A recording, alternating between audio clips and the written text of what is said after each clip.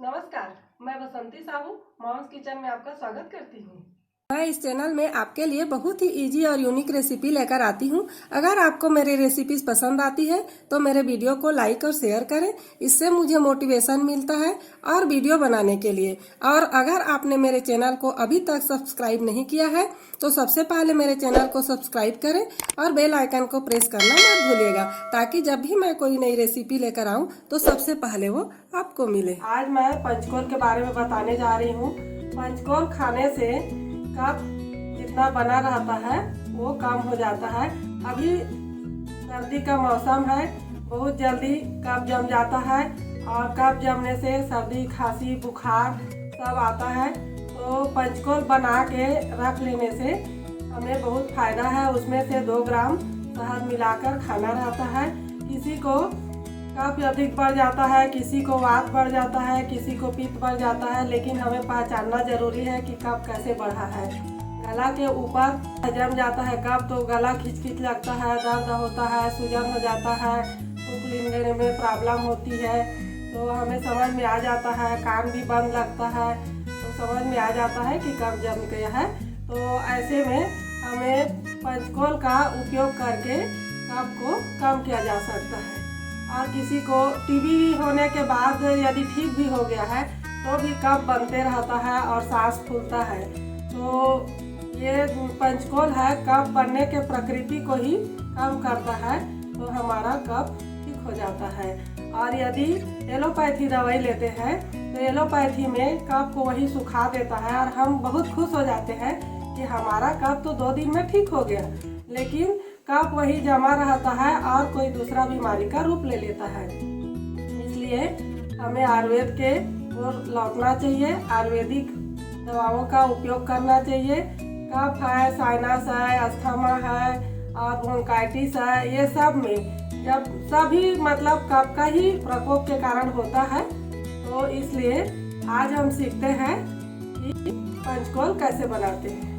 पंचकोल बनाने के लिए यहाँ हमने लिया है हल्दी और काली मिर्च 20 ग्राम, पिपली 20 ग्राम, दालचीनी 20 ग्राम और सौंठ 20 ग्राम। सौंठ, पीपा, दालचीनी को घी में छान लिए हैं और काली मिर्च को सूखा कढ़ाई में भून लिए हैं। अब सौंठ को और पीपा, दालचीनी को थोड़ा थोड़ा कूट लेंगे, फिर मिक्सर ग्राइंडर में पीसेंगे। इस प्रकार पिपली को भी कूट लेते हैं।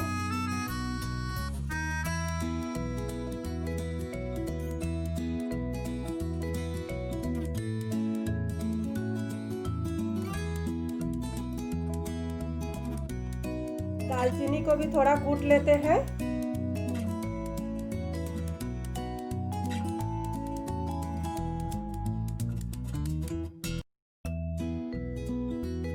अब सभी को मिक्सर ग्राइंडर में डालकर पीस लेंगे।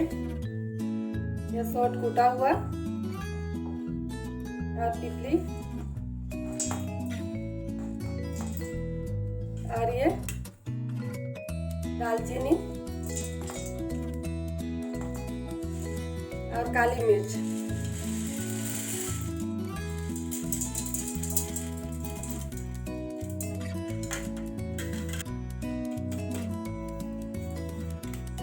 चारों को हमने एक साथ पीस लिया है।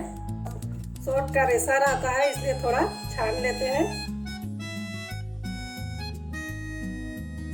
रेशा थोड़ा सा बचा है सौंठ का, इसको फेंक देंगे। अब पंचकोल बनाने के लिए यहाँ हमने 20 ग्राम घर का पिसा हुआ हल्दी लिए हैं। सौंठ, पीपा, काली मिर्च पीस के रखे थे, इसको भी मिला देते हैं।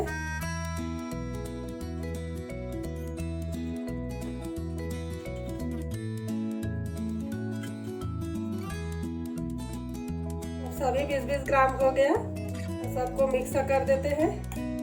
अब पंचकोल बन के तैयार हो गया है। इसे एक साफ डिब्बा में भर कर रख देते हैं। आपके पास जो भी डिब्बा अवेलेबल हो उसको ले लीजिए। यहाँ पर मैंने ये डिब्बा का इस्तेमाल कर रही हूँ। इसमें सारे पंचकोल को भर लेंगे।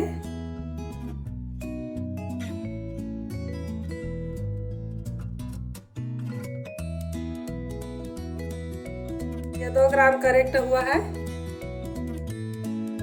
ये लगभग 1/4 चम्मच आ रहा है, इतना आपको खाना है। और इसमें 1 चम्मच शहद डालना है। जिनका हाथ पैर में सूजन हो, बहुत ठंडा लग रहा हो, गला मोटा लग रहा हो, काँप आ रहा हो, खांसी आ रहा हो, सभी के लिए बहुत अच्छा है पंचकोल। इसे 1 बार या 2 बार भी लिया जा सकता है, सुबह शाम 2 ग्राम की मात्रा में। जब कफ कम हो जाता है तो इसे बंद कर देना चाहिए। इसको साल भर तक रख के खाया जा सकता है, खराब नहीं होता है क्योंकि ये घी में पका हुआ है। तो इसे बनाकर अपने घर में रखें, यह घरेलू मसाला से ही तैयार हो गया है। और जब भी किसी को सर्दी, खांसी, जुकाम होता है तो इसमें से 2 ग्राम शहद मिलाकर खा सकते हैं। तो इसे अपने घर में ज़रूर बनाइए और स्वस्थ रहिए। अपने घर में ज़रूर ट्राई करिए। धन्यवाद।